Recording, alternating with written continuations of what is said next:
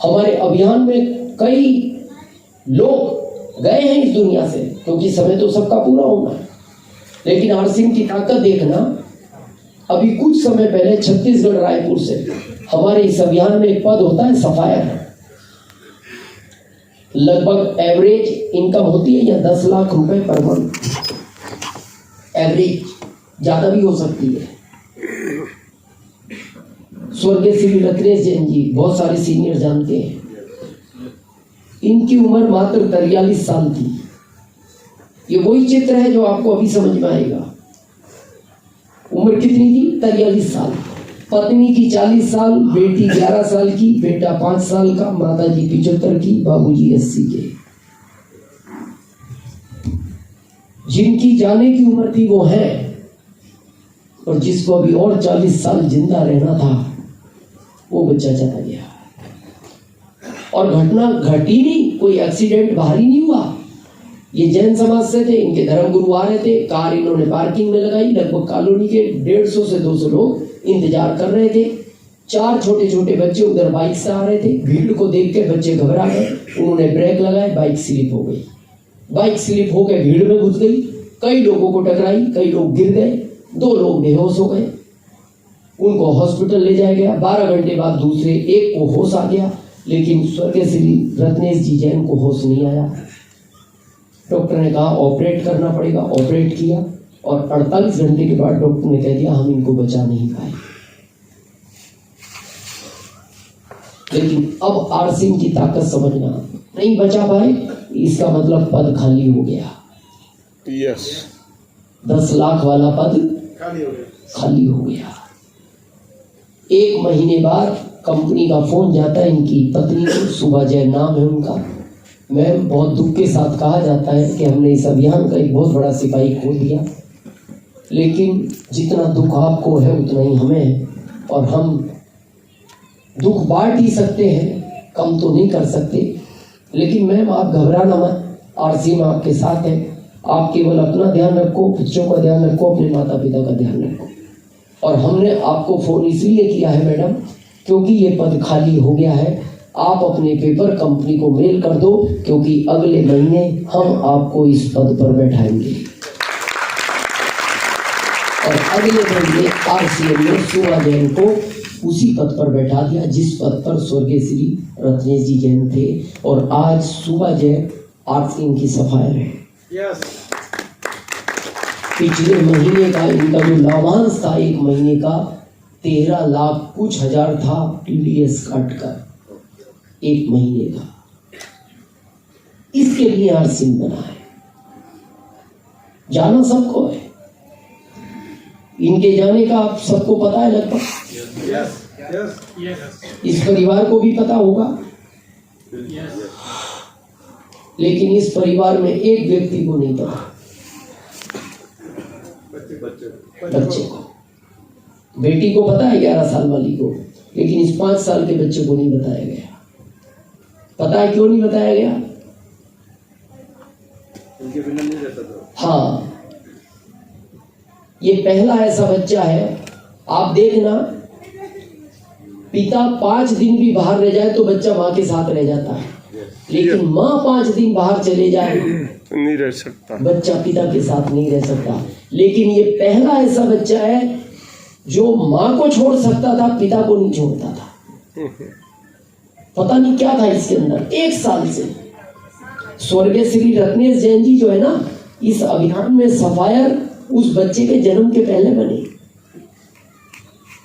आज तो वो स्टार सफायर होते, लेकिन वो फील्ड में जाने नहीं देता था मीटिंग करने के लिए। समझाने के लिए तो टीम को जाना पड़ेगा ना, काउंसलिंग के लिए। जैसे वो ड्रेस कोड पहनते थे, बस ये आके पीछे से पैर पकड़ लेता था उनके दोनों, और रोता था, बहुत रोता था, और एक ही बात बोलता था, पापा मैं आपके बगैर नहीं रह सकता, मैं एक बार माँ के बगैर रह जाऊंगा पापा।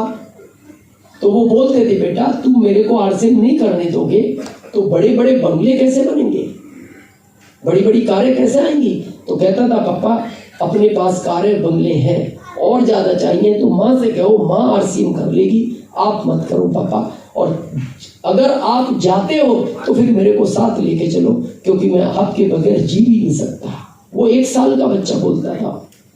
हम जब छत्तीसगढ़ जाते थे ना तो हमें एयरपोर्ट लेने आते थे स्वर्गीय श्री रत्नेश जी जैन, तो वो बच्चा 7वीं आता था। तो हम बोलते भी थे, हमने कहा तुम्हें घर रहना चाहिए ना, पढ़ाई करनी चाहिए।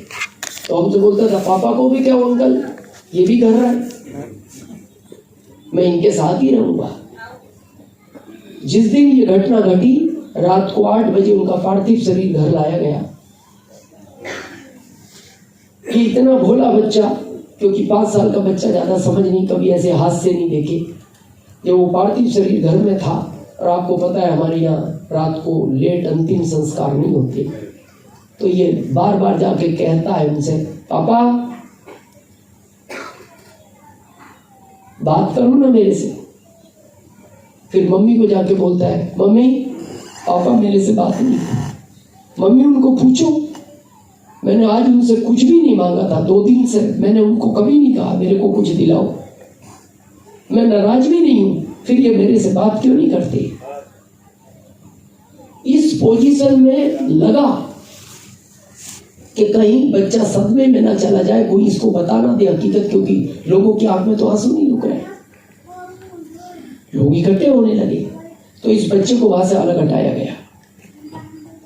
उस परिवार में आज भी इस बच्चे को नहीं पता, कब बताया जाएगा नहीं पता, वो जब उसकी मर्जी होगी, जब उस बच्चे में मैच्योरिटी आएगी तब कहा जाएगा बेटा ये एक अटल सत्य है, लेकिन अभी नहीं बताया।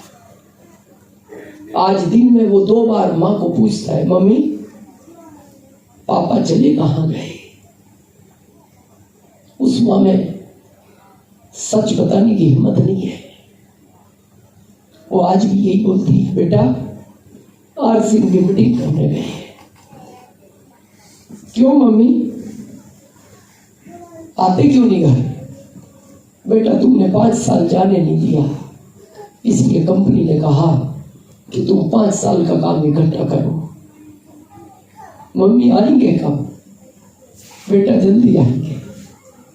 तो मम्मी फोन पे भी बात क्यों नहीं करते। मैंने तो ऐसा कुछ नहीं कहा था कि फोन पे भी बात नहीं करते। उनको ये तो कहना मम्मी फोन पे तो बात किया करें। अब वो मम्मी कैसे कहे फोन पे भी बात नहीं होती। मम्मी ने कहा वहां कवरेज एरिया नहीं मिलता, नेटवर्क नहीं है बेटा वहां। एक दिन वो रो पड़ा, मम्मी तुम कुछ ना कुछ मेरे से झूठ बोलती हो, सबका फोन लगता है, मेरे पापा का फोन ही नहीं लगता। एक दिन कहने लगा, मम्मी अगर मेरे को कोई आरसीएम के अंकल मिलेंगे ना तो मैं उनसे ये जरूर पूछूंगा मेरे पापा का फोन नहीं लगता। एक दिन बोलने लगा, बच्चा है वो तो, मम्मी या तो पापा को मेरे पास बुलाओ या फिर मेरे को पापा के पास भेज दो। कौन भेज सकता है वहां, क्योंकि सच उसको पता नहीं। जब आप बड़े अचीवमेंट पे पहुंचते हो तो आपको ट्रॉफियां मिलती है रॉयल्टी टेक्निकल की, तो घर में आपकी वो फोटो लगे हुए, तो वो पूछता रहता था पहले ये सम्मान कब मिला बेटा, रॉयल्टी बने, ये कब मिला टेक्निकल बने, ये कब मिला रूबी बने, ये कब मिला सफायर बने। अब एक आखिरी फोटो लगा है, अब उसके बारे में पूछता है, मम्मी ये वाला सम्मान कब मिला था पापा को। वो माँ ये भी कहने की हिम्मत नहीं रखती कि ये आखिरी सम्मान है, इसके बाद बेटा जिंदगी में उनको सम्मान भी नहीं मिलेगा। भगवान ऐसी स्थिति किसी घर में न लाए, लेकिन आती है, डेली आती है, कई हजार घरों में आती है। धन्यवाद दो उसको, आपके यहाँ नहीं आती है, लेकिन ये आती है, कई हजार घरों में डेली आती है। अब मम्मी को लगा ये किसी आरसी वाले से किसी दिन मीटिंग में पूछ लिया और सच्चाई पता लग गई तो इसको तो संभालना भारी है, क्योंकि ये तो प्यार इतना करता है। तो एक दिन मम्मी ने कहा, बेटा मोबाइल तो लगता है तेरे पापा का, या तो उस समय लगता है जब तुम स्कूल चले जाते हो, या फिर रात को 2 बजे लगता है। तो एक दिन बोलता है मैं आज स्कूल नहीं जाऊंगा। नहीं बेटा एग्जाम आ रही है, तो मम्मी एक काम करो फिर मेरे को रात के 2 बजे बात कराना। सोते हुए बोलता है, मम्मी आज बात कराओगी। हाँ बेटा कराएंगे। सुबह उठा बात किससे होगी? रो पड़ा, मम्मी मैं स्कूल ले जाऊंगा। क्यों? आपने रात को मेरी पापा से बात नहीं कराई, और मम्मी बात नहीं कराओगी मैं स्कूल जाऊंगा भी नहीं। तो मम्मी ने कहा बेटा मैंने उठाया था रात में तुम्हें, तुम उठे नहीं। तो बोलता है माँ नहीं उठा तो मेरे ऊपर आप एक गिलास बाल्टी पानी की डाल देती, तब तो उठा मैं। लेकिन मम्मी मैं सही बताऊं मेरा पापा के बगैर मन नहीं लगता। क्या जवाब दे उसको? कुछ दिन पहले एनिवर्सरी में आया था दिल्ली, हमें मिला, हमें अच्छी तरह जानता है वो बच्चा। हमसे आके बोलता है दिनेश अंकल क्या मेरे पापा आपको कहीं आरसीएम की मीटिंग में मिलते हैं? अंकल मेरा एक निवेदन है, कभी मिले ना आपके फोन से मेरी बात करा देना, और मैं जितने फोन के पैसे लगेंगे ना अंकल मैं मेरे पापा से लेकर आपको दे दूंगा, लेकिन एक बार बात कराना। मम्मी बात नहीं करती। बहुत सोचने का विषय।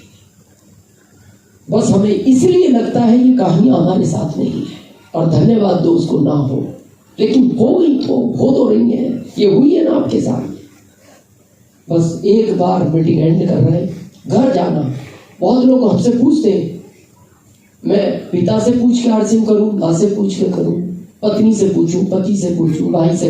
हम कहते हैं किसी से मत पूछो, एक दिन अकेले रूम में बैठो अकेले, और अपने आप से पूछो केवल, और सिर्फ ये पूछो कि जिस दिन इस तस्वीर में से मेरा चित्र हटेगा उसी स्वर्गीय श्री रत्नेश जैन जी की तरह, तो क्या मेरे परिवार को भी इस तरह की सुरक्षा चाहिए? और आपका दिल और आत्मा कहे चाहिए, तो आप इसको बहुत तेज गति के साथ करें, चाहे कोई करे ना करे, आप करें ना, आपको चाहिए।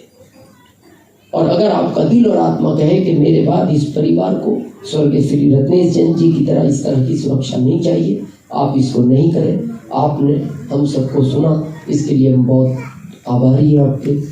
धन्यवाद।